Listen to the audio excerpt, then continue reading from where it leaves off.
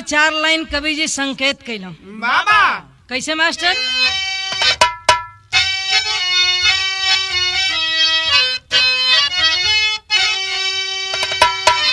ये जमाने का लोग कैसन हुआ, बाबा कैसन मानसिकता बन गई है, कवि जी लिखत हुआ भूमिका में। बाबा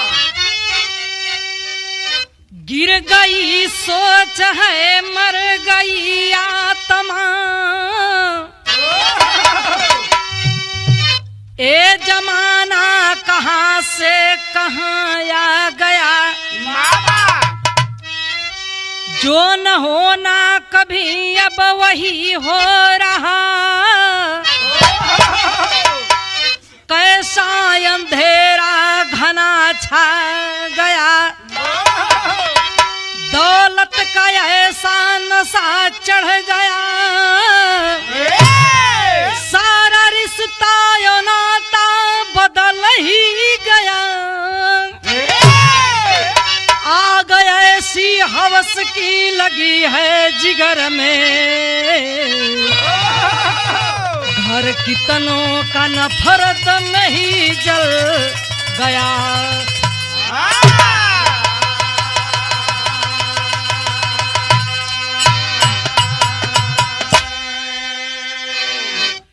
अच्छा तो मास्टर, एगो फिल्म का बड़ी सुंदर गीत कवि जी लिखत हुआ। अरे वाह कैसे भैया तनी बजा के आवा?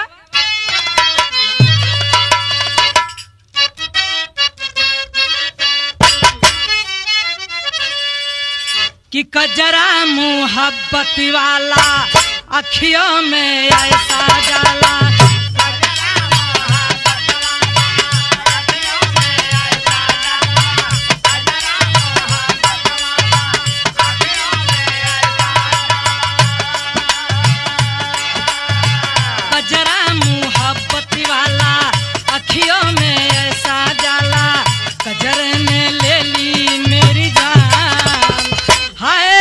तेरी कुर्बान।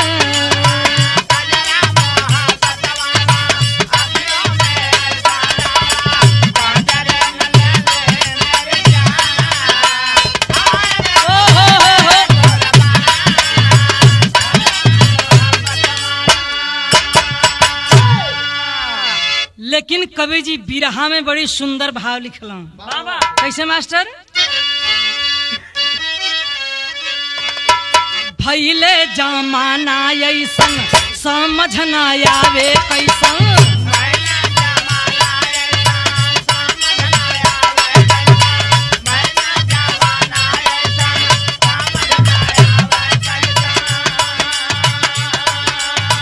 भइले जमाना ऐसन समझ न आवे कैसन, दिहले बहादुर दिन बेरा डाल, कैसे बताई हमार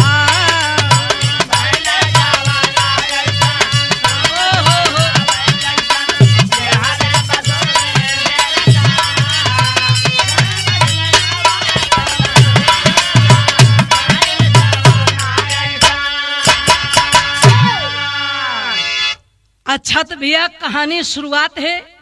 कहानी है कैसन, कहाँ से कहानी मिलल? अरे वाह कवि जी लिखत हुआ। कैसे?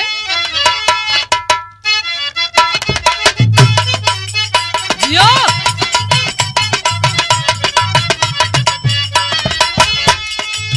प्रांत कर्नाटक में बंगलौर शहर के अंदर, प्रांत कर्नाटक में बंगलौर शहर के अंदर दिल दहल गया लोगों के ऐसी घटना पर।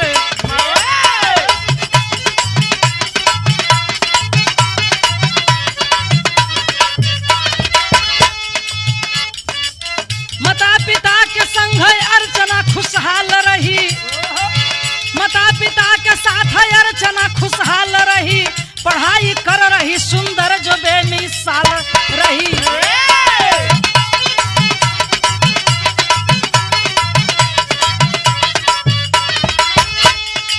हुई सयानी पूरी हो गई पढ़ाई हो, देख घर बार शादी कैले बाबू माई हो।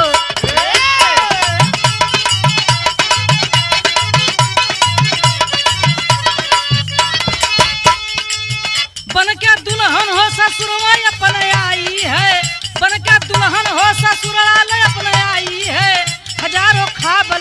पति का प्यार पाइए।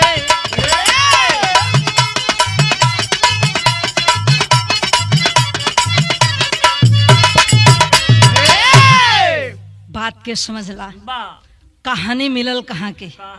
प्रांत कर्नाटक के अंतर्गत बंगलौर शहर के अंदर ये बाबू एक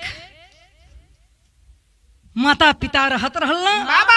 भगवान एक लड़की दिले हुआ, जौना लड़की के नाम बतावल जाले माई बाबू बहुत प्यार दुलार से रखल अर्चना। अर्चना के पढ़ावत लिखावत हुआ, बढ़िया स्कूल में एडमिशन करौले हुआ। अर्चना अपने जवानी के दहलीज पर पैर रखलस। माई कहली बाबू से कि बिटिया सयानी हो गई है, कौनो बढ़िया घर बर तलाश के शादी कर देवल बहुत जरूरी बा। अर्चना के बाबूजी बढ़िया घर बर देख के अर्चना का बियाह कर देते हुआ। अब बियाह कर दिल बाबू। बिरहा में कवि जी एक लाइन गीत लिखत हुआ। गीत कौन है?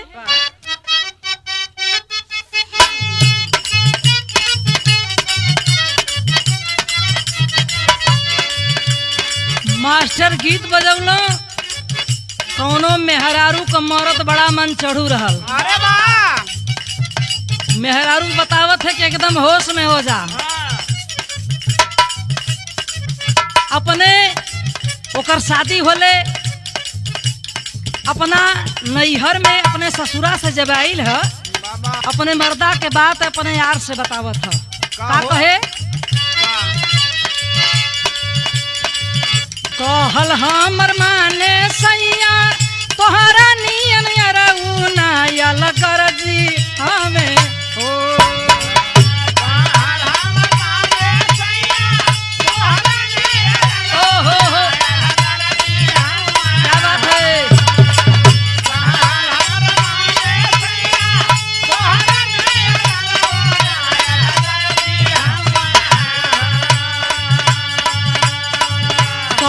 हमर माने सैया तोहरा नियन अरऊ नायल गरजी हवे हो।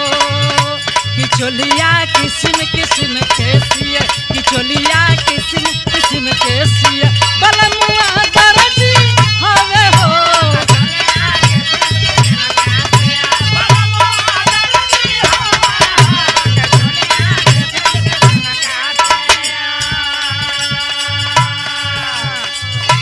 लेकिन बाबू हर एक माई बाबू का सपना होले कि हमार बेटवा बिटिया हमरे जीते दुख में न रहे।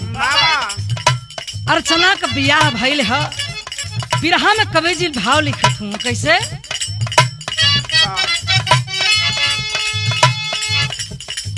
अर्चना ससुरावा आई सैया के भवनमा लागल बीते दिनवा हो।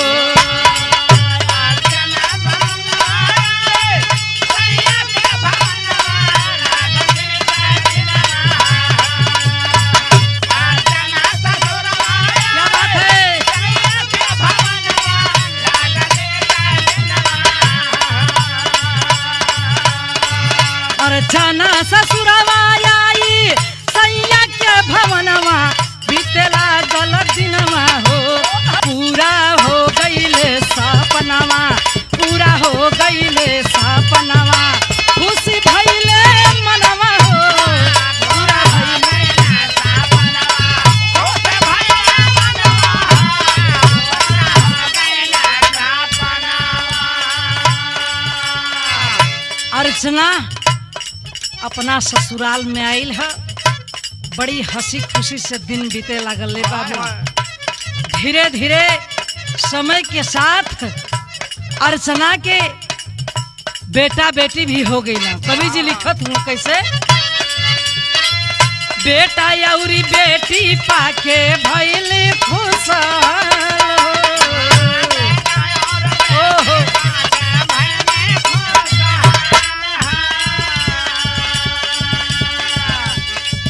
बीतल बा समैया धीरे धीरे 15 साल हो।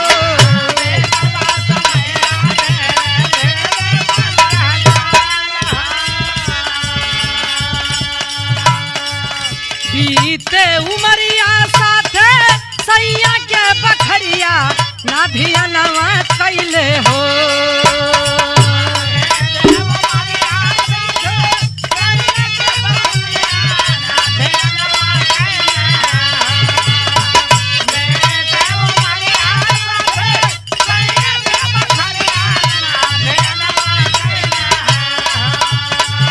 पीते उमरिया साथे सैया के बखरिया ना धियानवा कैले हो, ना धियानवा कैले हो कि पूरा हो गईले सपनवा, पूरा हो गईले सपनवा, खुशी मनवा भइले हो।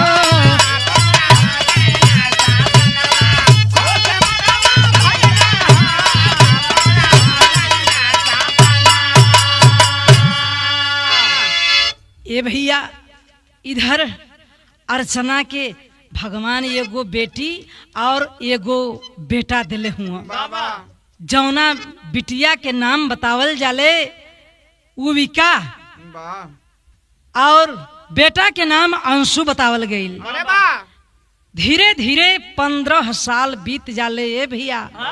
इधर जौन अर्चना के पति देव जी रहला धीरे धीरे कटे लगल अर्चना से, दूसरे मेहरारू के चक्कर में पड़ गईला। तब होले का बिरहा में कवि जी गीत बदलत हुआ।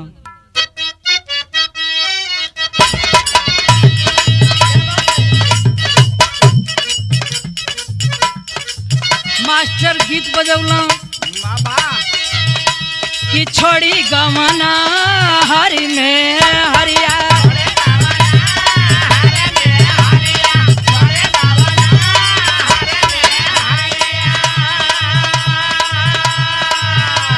कि छोड़ी गमना हरि में हरिया, पिया भैला गुलारी का हो।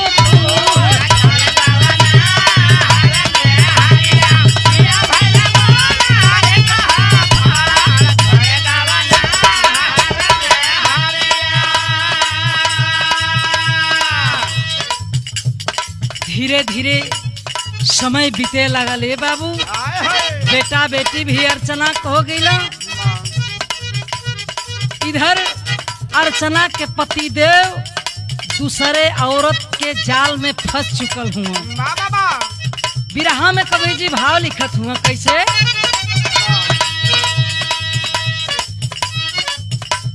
सैया राखिली हल सावतिया,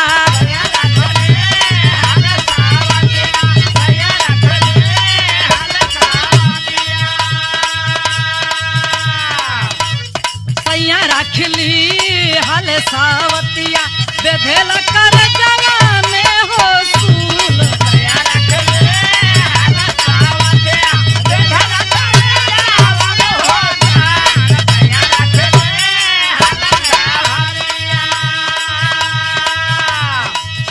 अर्चना के पति देव दूसर मेहरारू राख लेत हुआ। अरे वाह बेचारी बहुत दुख में अर्चना हो गई।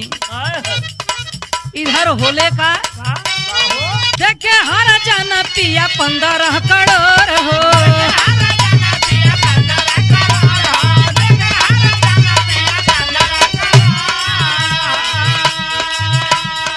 अर्चना गुजरिया के दिल ले छोड़ हो।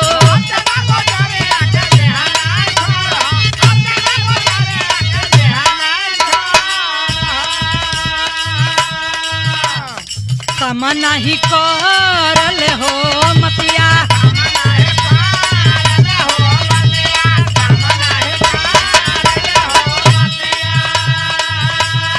कम नहीं करल हो मतिया, बेधेल कर जवा में हो सूल।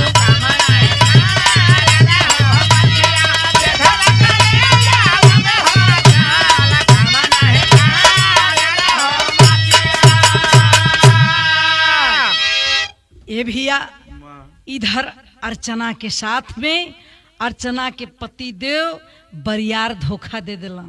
अब बदला में देत का हुआ 15 करोड़ रुपया दिला। कहला कि ये पैसा ले लो तुम, अपना जिंदगी में तुम खुश रहो और बच्चों को अपने साथ ले जाओ, अरे वाह। जहाँ ले जाओ। तो हरजाना के तौर पर 15 करोड़ रुपया देत हूँ। हाय हाय। इधर होले का विदेशिया के अंदर कवि जी भाव लिखत हूँ।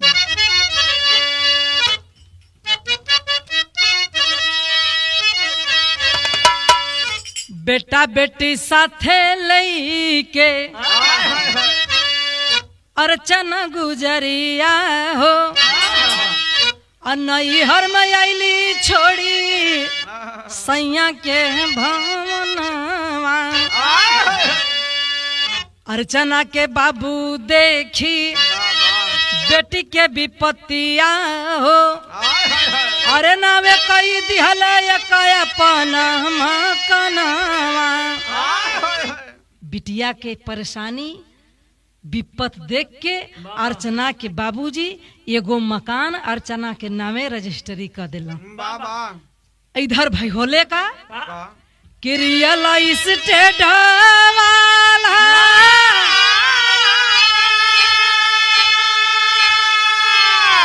शुरू कैले कमावा।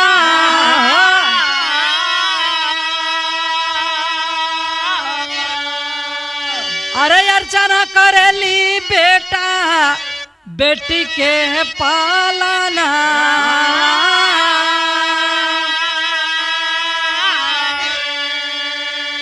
16 बरिस का बाबा। बेटी के उमरिया हो, 9 बरिसवा का रहले लालना।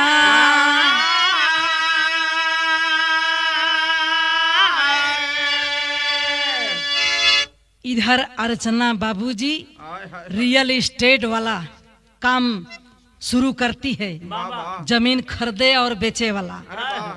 20 बरिस के बिटिया हो गई और बेटा 9 बरिस के। बाबा तब होइले का अर्चना अपने मनवा में सोचे लगल कि वही तो हमार उम्र बहुत बाकी बा, बाबा कहे न एगो बियाह कर लेती। कैलस का बिरहा में कवि जी गीत लिखत हुआ।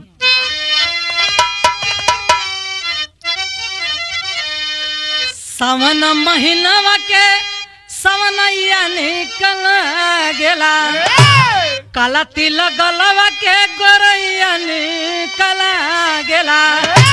रस रस झूलली झूलन राधा हो, साधा मन मोहे।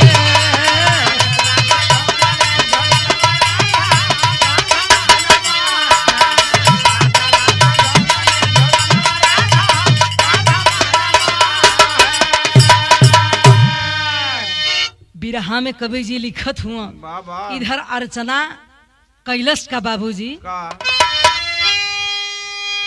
नैहर में बीतला हो धीरे धीरे दिनवा। अर्चना गुजरिया हो सोचे अपन मनवा, बीती है अकेले ना उमरिया कैसे हो कैली दूसरा बियाह।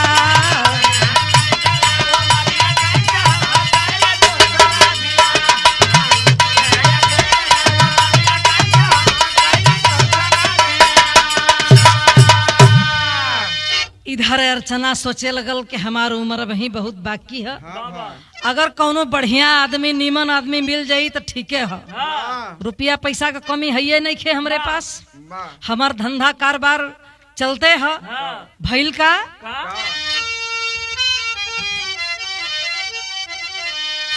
लालचा में कोई लिहल शादी जब नवीन हो।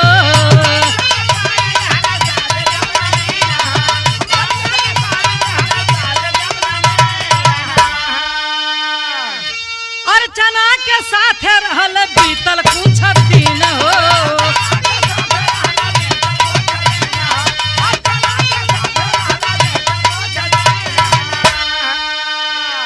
कि दिलवा में नाचे दौलतिया जैसा हो, कैसे हुई है बियाह। ये भैया इधर नवीन नाम के व्यक्ति से भेंट होले, मुलाकात होले, शादी अर्चना नवीन नाम के व्यक्ति से कर लेती है बाबू।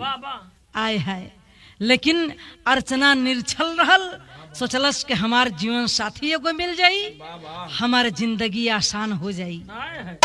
ए भैया ओ समय भइल का टेरी के अंदर कवि जी भाव लिखत हो।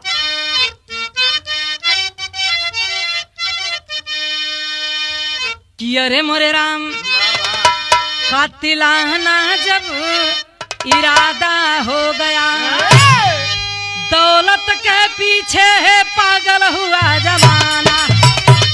यो कातिलाना जब इरादा हो गया, दौलत के पीछे है पागल हुआ जमाना। नवीन नाम का जो व्यक्ति था बाबू, अर्चना से शादी किया था, वो अपने मनवा में सोचले रहल कि अर्चना के पास धन दौलत रुपया पैसा इतना है, बड़ी उम्मीद के साथ शादी कैले रहल, लेकिन ओकर इरादा पूरा ना होता। कैलस का चौकड़ा के अंदर कवि जी लिखत हुआ।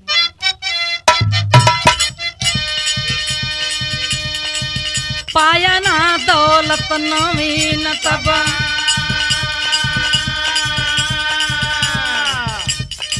मन में सोच बढ़ाया है, रही जवान का बेटी, वह जाल में फेंक भरमाया है, दगा किया पत्नी के साथ, वह बेटी को अपनाया,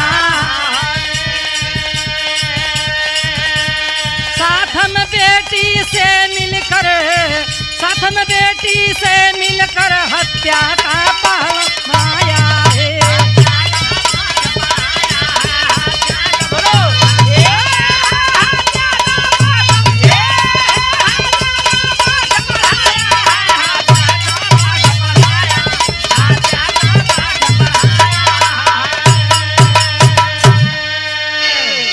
अर्चना से नवीन के जौना समय उम्मीद टूटे लगल है बाबूजी।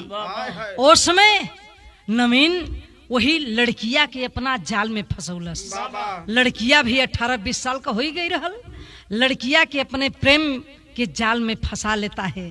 फंसा के कैलस का पहपट के अंदर कवि जी भाव लिखत हूँ।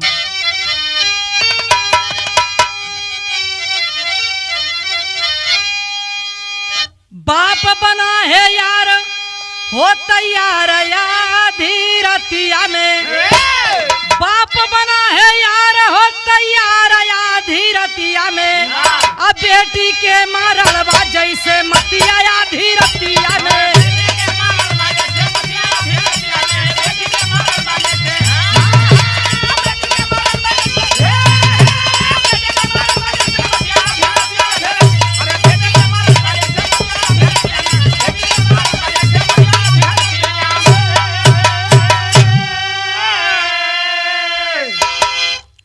बाहर जमाना कहाँ से कहाँ जमाना चल गई, शर्म हयात नाम का कौनो चीजें ना रह गल। बिटिया बाप के साथ मिलके, सौतेला बाप के साथ मिलके बाबू करती क्या है, सोई थी माँ कमरे में जा करे वार परवार हो, अब भाई भी जवनी तो खुली रोवेला छाती फार हो, सिर पर नाचे लागल हो मऊती आया धीरतिया में, बेटी के मराइल बा जैसे मती हो धीरतिया में। ए बाबू अर्चना नींद में सुता रहल, अर्चना नींद में सुता रहल। ए बाबू इधर बिटिया और नवीन जाके अपने मतारी के साथ कैलस का आल्हा के अंदर कवि जी लिखत हूँ।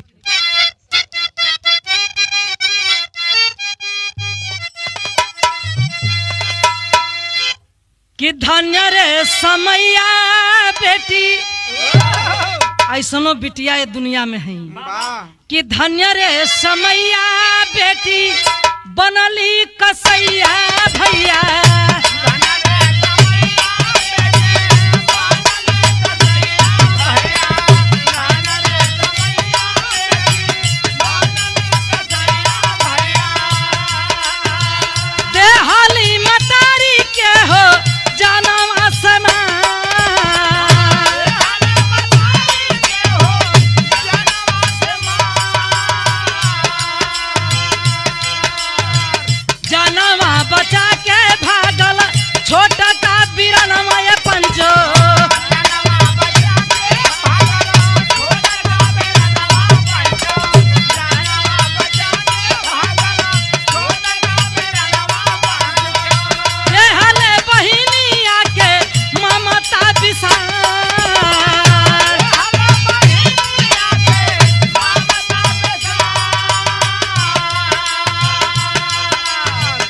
समझला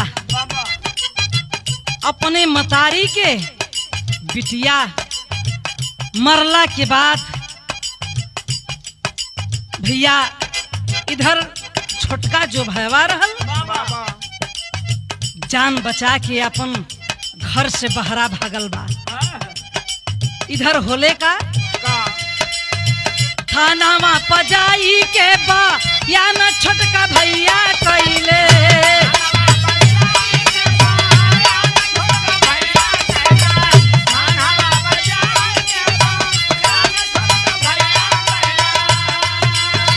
बहिनी के साथे भइले बापा गिरफ्तार।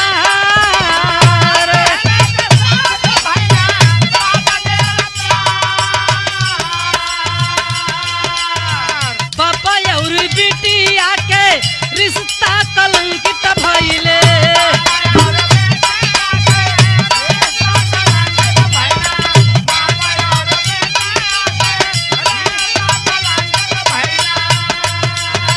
पूछे हो प्रशासन सारी बतिया दिखाए।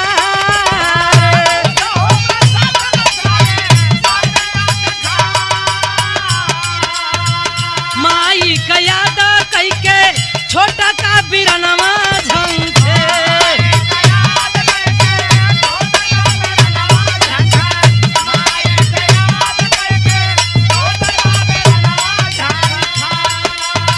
दिहली बहिनिया हो घरवा उजाड़।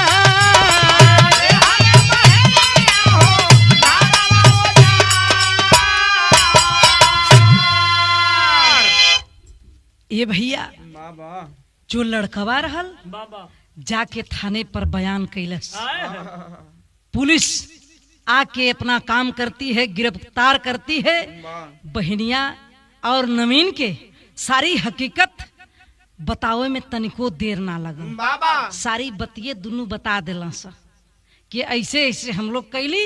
नवीन कहलस कि हम दौलत के चक्कर में ये लड़की की मतारी से अर्चना से शादी कैली। अरे वाह हमके पैसा ना मिलल, दौलत ना मिलल, तब हम ए अर्चना की बिटिया के फसौली दौलत के खातिर अपने प्यार के जाल में। जुर्म का अंजाम का होले बाबू खड़ी के दुनिया में हो खुदाई रो पड़ी। दुश्मन बन गईली बहनिया हो कलाई रो पड़ी।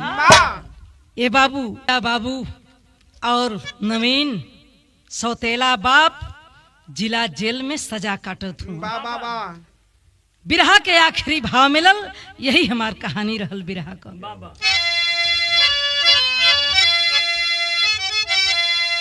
गुरु बिहारी गुरु गणेश गुरु रामलाल गुण गा के कलम चले कवि रामदेव रस प्रयास बरसा गे।